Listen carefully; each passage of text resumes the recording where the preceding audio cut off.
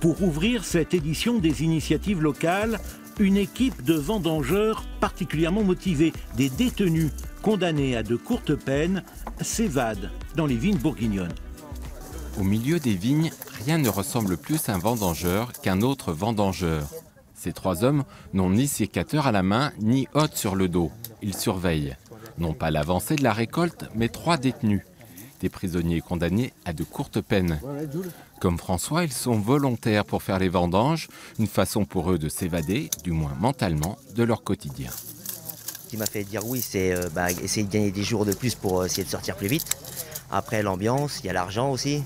Et puis au moins on a l'impression de servir à quelque chose. Se réveiller encore les matins tôt, à reprendre le goût du travail. Parce qu'autrement vous êtes enfermé, allongé sur un lit et vous regardez une télé, c'est tout. Donc ça remet un peu le pied à l'étrier, qu'on va dire. Voilà la différence entre un détenu et un surveillant. Le détenu il coupe, le surveillant lève les feuilles. J'aurais dû faire surveillant. Ça se passe bien. Bon, il y a toujours une petite barrière quand même, mais elle est moins qu'à l'intérieur quand même, quoi. Pour quelle raison ? Parce que dans notre tête, c'est toujours des surveillants. Dans les rangs, l'ambiance est bon enfant. Et pour les agents pénitentiaires, c'est la preuve que leur idée de préparer la réinsertion de ces détenus par le travail dans les vignes est plutôt bonne. Avec mes collègues, David et Steve, on a monté ce projet, on les a sélectionnés, on leur a parlé du projet, on a avisé même notre direction de ce projet et on a eu l'aval du juge Jacob sur notre région qui a été emballé par ce projet. Voilà. Les trois agents à l'origine du projet connaissent bien le domaine de Vincent Dureuil. Depuis 10 ans, ils viennent sur leur congé vendanger ici. C'est ainsi qu'ils ont eu cette idée et qu'ils l'ont soumise à leur ami vigneron. Il a tout de suite été partant. C'est un coup de pouce, ouais, c'est un coup de pouce. Après, moi, à mon petit niveau, que je peux rien faire d'autre. Hein, c'est déjà, voilà quoi. J'ai mis une feuille sur le millefeuille de la réinsertion. On a eu un petit pari avec l'équipe, se dire, retrouvez-nous l'année prochaine, mais en n'étant pas détenus.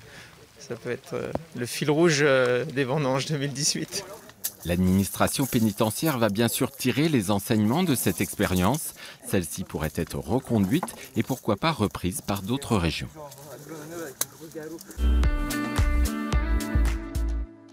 Les poules de basse-cour entrent dans notre vie quotidienne, non plus pour leur qualité de pondeuse, mais bien pour leur appétit omnivore.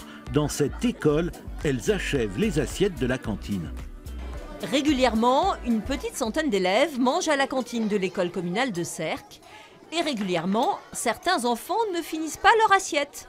Alors pour réduire la quantité de déchets alimentaires, la commune a adopté il y a près d'1 an la solution gallinacée.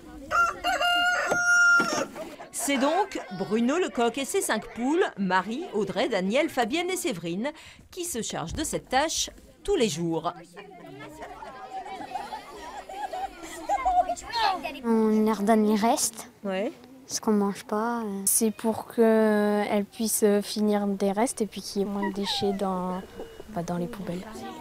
Un message sur la réduction nécessaire de nos déchets que ces enfants ont très vite intégré. 2 autres communes, Aline et Arques, ont également opté pour des poules pour réduire les déchets de la cantine. Les déchets ont beaucoup diminué depuis une quinzaine d'années. Hein.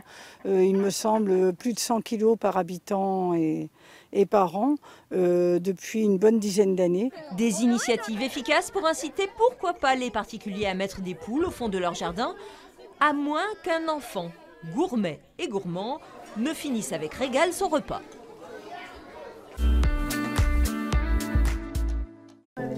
Ce petit garçon a été admis en urgence au service pédiatrique de l'hôpital d'Amiens. Au plafond, ces dalles colorées, ludiques, qui racontent des histoires ou qui cachent de petites énigmes. Donc notre objectif, c'est de trouver des outils adaptés à chaque âge, à chaque niveau de développement, qui permettent de focaliser l'enfant sur quelque chose de différent, de plus familier que le soin, de plus agréable, et de ce fait, de relâcher la pression et plus penser au soin qui est en train de se dérouler. L'expérience bariolée qui rompt avec la grisaille des murs d'hôpitaux est étendue à d'autres services, parce que lorsque l'on est souffrant, le plafond est notre seul horizon. On sait l'isolement de certains territoires ruraux. Un village de l'arrière-pays audois a trouvé une solution avec cette voiture électrique que la commune met à disposition de ses administrés pour une redevance modique. Une baguette de pain qui se mérite. Jean-Robert habite Villerouge-Terménès, mais la boulangerie est dans le village d'à côté, à une petite dizaine de kilomètres. Si on veut vivre, disons, confortablement dans les Hautes-Corbières, il vaut mieux avoir un véhicule. Pour venir faire ses courses, Jean-Robert a utilisé le véhicule partagé de sa commune. Une voiture électrique achetée par la mairie qui permet à chacun des habitants de la réserver en quelques clics depuis un ordinateur ou son téléphone. La plateforme vous donne un numéro de code qui va permettre d'ouvrir la boîte à clés. Une fois que vous avez les clés, le processus c'est très simple, il faut débrancher le véhicule, mettre la rallonge dans le coffre et puis ensuite démarrer. Lancée il y a un mois, la formule suscite l'adhésion. 24 habitants sont déjà inscrits sur les 150 du village. Jean-Robert, lui, l'utilise 1 à 2 fois par semaine pour aller notamment à Narbonne, une solution qui lui permet de faire des économies. Calculez comme vous le voulez, même en ne prenant en compte que le carburant. Pour descendre et remonter, ça va nous coûter environ 10 € de carburant. Cette voiture, on la loue 6 € la matinée. Une expérience concluante pour l'instant, mais qui fera l'objet d'un suivi pour évaluer son efficacité et son coût sur le long terme. Le maire, lui, est confiant. On est là sur quelque chose de très souple et qui est à échelle d'une petite commune. Il est pertinent de monter ce type de projet au niveau communal. Et je souhaite qu'il fasse des petits. Et cela semble en bonne voie. D'autres communes rurales sont d'ores et déjà venues au village se renseigner et envisagent d'adopter la même solution.